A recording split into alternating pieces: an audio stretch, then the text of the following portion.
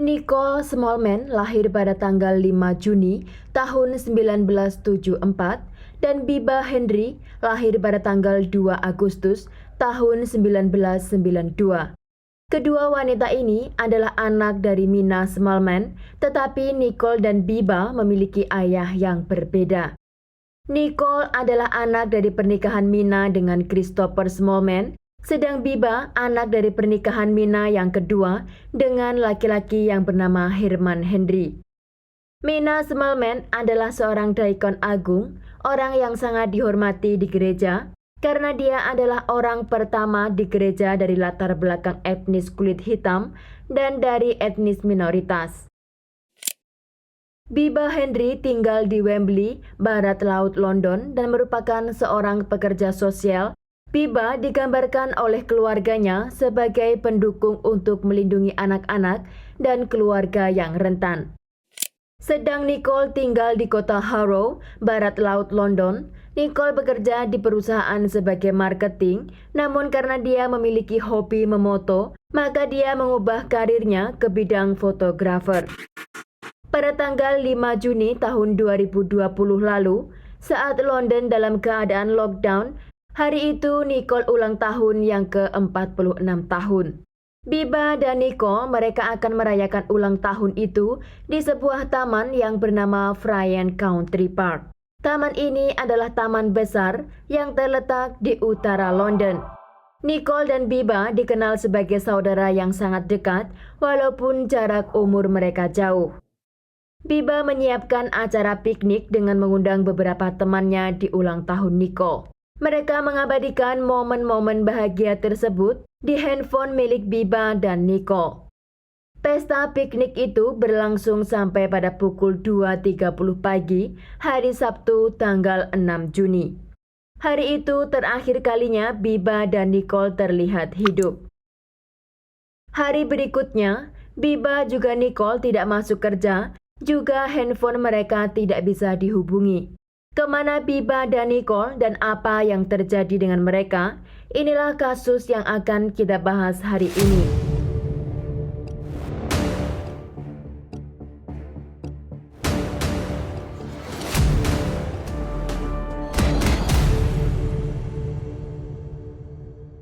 Pada hari Minggu, Mina, ibu Nicole dan Biba, juga teman-teman mereka melaporkan hilangnya Nicole dan Biba ke kantor polisi.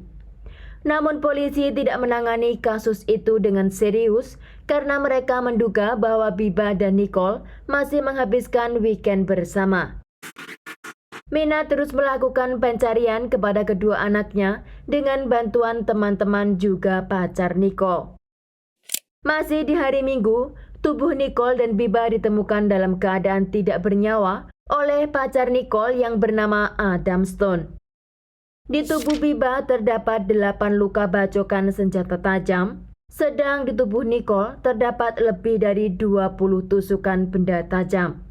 Polisi yang mendapat informasi tentang penemuan kedua tubuh korban segera menutup area untuk dilakukan investigasi dan mengumpulkan bukti dari kejahatan tersebut.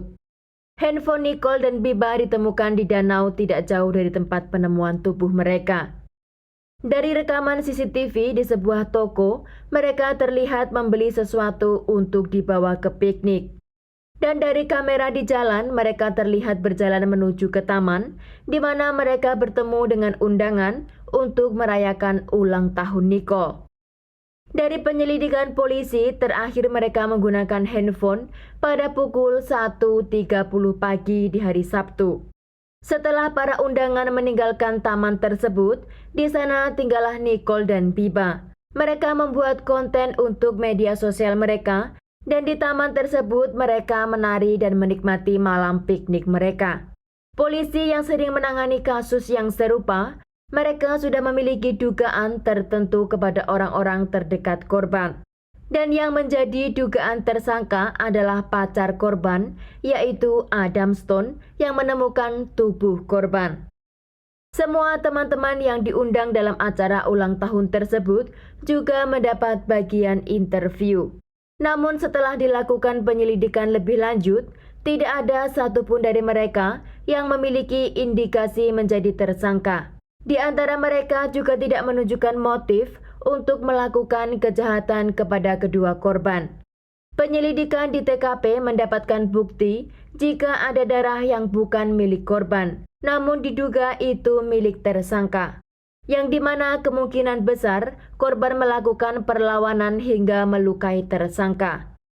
Pada tanggal 30 Juni tahun 2020, hasil tes DNA dari darah yang diduga menjadi tersangka dimasukkan ke database DNA untuk mencari kemungkinan tersangka telah melakukan kejahatan sebelumnya. Dan ternyata hasil tes DNA itu menunjuk ke seseorang yang bernama Daniel Hussein yang berusia 19 tahun. Di mana Daniel Hussein ini memiliki catatan kriminal rendah beberapa tahun lalu. Untuk dilakukan penyelidikan lebih lanjut, pada tanggal 1 Juli tahun 2020, polisi memutuskan untuk menjemput Daniel di rumah orang tuanya. Setelah polisi sampai di tempat tinggal mereka, yang membukakan pintu rumah tersebut adalah Daniel sendiri. Dan polisi melihat luka sayatan yang dalam tangan Daniel, dan polisi membawa Daniel ke kantor polisi untuk dimintai keterangan. Dengan desakan para penyelidik di ruang interogasi, Daniel pun akhirnya mengakui semua perbuatannya kepada kedua korban. Otoriti dari Prevent Strategy telah memonitor Daniel pada tahun 2017 sampai 2018 lalu, yang dimana Daniel ini hanya melakukan pencarian dan informasi tentang website satanik. Daniel juga mengakses hal-hal berbahaya dan mengacu pada kebencian terhadap perempuan. Bahkan saat penangkapan Daniel, polisi menemukan di komputer Daniel masih melakukan hal yang sama. Dari hasil tes DNA di TKP juga menunjukkan positif jika darah itu milik Daniel Hussein. Polisi menggeledah rumah Daniel untuk mencari bukti lain. Dan di dalam kamar Daniel ditemukan surat yang ditulis dengan tangan yang dimana di dalam surat itu menunjukkan pengakuan Daniel terhadap apa yang dilakukan kepada kedua korban. Tulisan di surat itu, Daniel tulis dengan darahnya sendiri, yang dimana itu adalah surat perjanjian dirinya dengan satanik. Dalam perjanjian itu, Daniel berjanji akan memberikan 6 nyawa perempuan dalam kurun waktu 6 bulan. Dengan meminta imbalan, dia akan mendapat kekayaan, termasuk akan memenangkan Mega Million Super Jackpot. Mega Million Super Jackpot ini adalah semacam loteri di negara Inggris. Menurut para tetangga, orang tua Daniel sangat yakin jika anaknya ini bergabung dengan orang-orang jahat di luar rumah mereka. Mengapa dia memilih Nicole dan Biba di taman itu, atau apa yang menarik perhatiannya? Menurut Daniel, begitu teman Biba dan Nicole pergi meninggalkan taman tersebut, Daniel merasa ada kesempatan untuk mendekati mereka. Daniel mengincar kedua wanita itu karena dia merasa terganggu oleh sikap Biba dan Nicole yang sangat bahagia malam itu.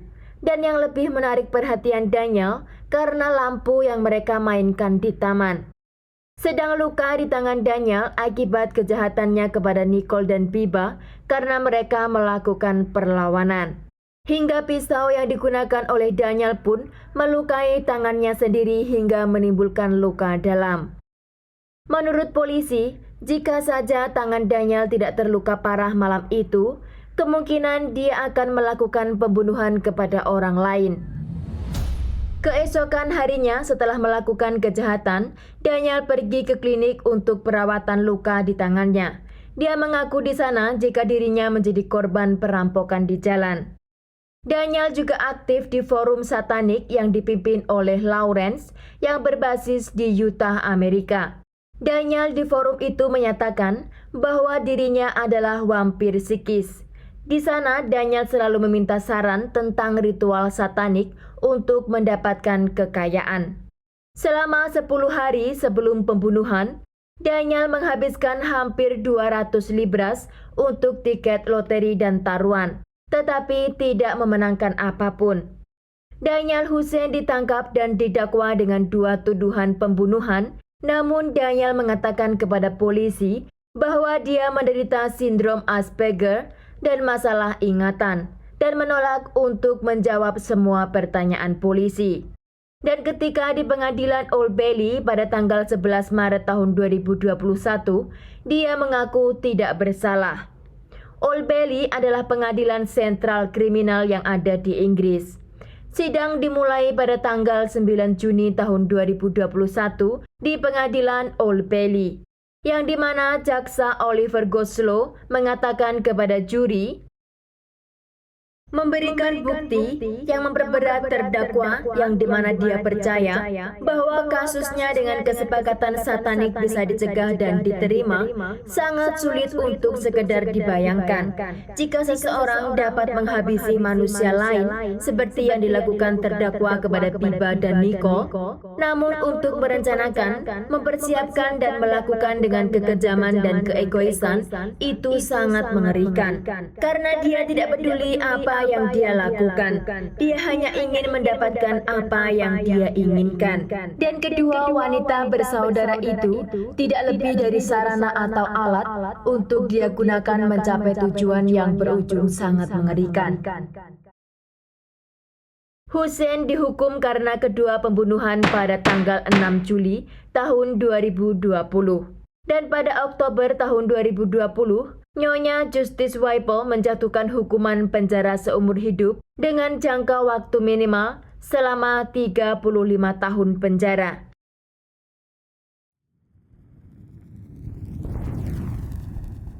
Sebulan setelah insiden tersebut, dua petugas polisi yang bernama Dennis Jeffer yang berusia 48 tahun dan Jamie Levis yang berusia 33 tahun didakwa telah melakukan pelanggaran karena diduga membagikan foto-foto tidak pantas dari TKP yang menyebabkan penderitaan bagi korban dan general publik. Para petugas telah mengambil foto narsis di sebelah mayat kedua perempuan itu dan gambar-gambar tersebut telah mereka bagikan di beberapa grup WhatsApp. Keduanya mengaku bersalah telah melakukan pelanggaran di kantor publik. Sebagai hukuman, Levis dipecat dari polisi, sementara Jeffer memilih mengundurkan diri. Pada bulan Desember tahun 2020, kedua polisi masing-masing dijatuhi hukuman selama 2 tahun dan 9 bulan penjara. Mina Smallman, ibu dari Biba dan Nicole, mengatakan atas dampak yang mereka terima. Kelakuan kedua polisi itu mengingatkan saya tentang hukuman mati di Deep South of USA, yang dimana Anda dapat melihat wajah-wajah tersenyum di sekitar mayat-mayat yang tergantung. Para polisi itu pun berpikir mereka dalam keadaan aman, tidak tersentuh dengan hukum, maka dia mengambil foto-foto narsis dengan tubuh anak-anak saya yang menjadi korban pembunuhan. Sejak kejadian itu, Mina Smallman bekerja untuk meningkatkan kesadaran warga akan kesalahan polisi dan kegagalan dalam penyelidikan kematian putrinya. Dia mengatakan rasisme memastikan bahwa liputan kematian wanita kulit hitam, walaupun kasusnya serupa, liputan pembunuhan kepada orang kulit putih pasti dibedakan. Mina Smallman menyatakan bahwa polisi saat menerima laporan hilangnya Biba dan Nicole, mereka sangat tidak peduli karena salah satu dari mereka berkulit hitam dan tinggal di lahan tanah milik negara. Sekian kasus hari ini, jangan lupa tinggalkan like dan komen. Jika Anda tidak keberatan, klik tombol subscribe untuk mendukung channel kami. Terima kasih saya ucapkan kepada Anda para subscribers. Sekian, sampai jumpa di kasus berikutnya.